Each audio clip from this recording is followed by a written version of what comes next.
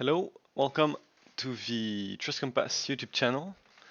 I am Arnaud Fiorini and I am research associate at the Dorsal laboratory at Polytechnique Montréal University.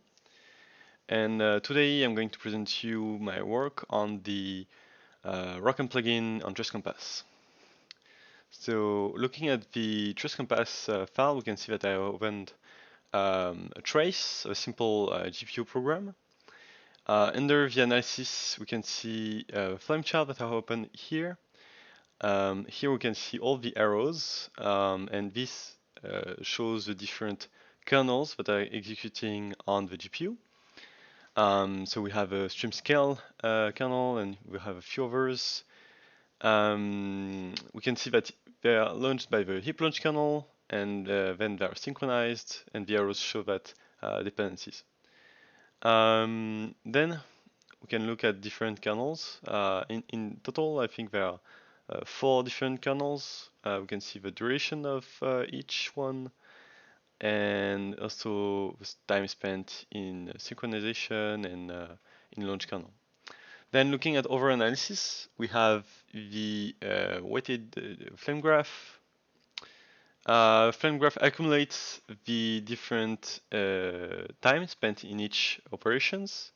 And so here we see that we can look at the different time spent and the statistics for these executions.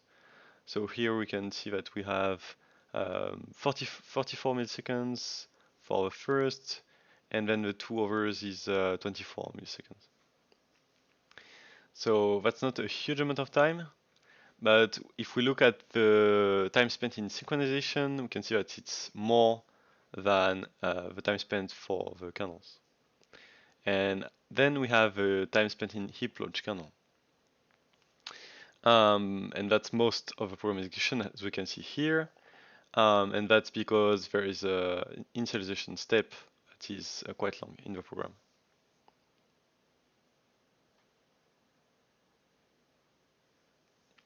And then the time is lower.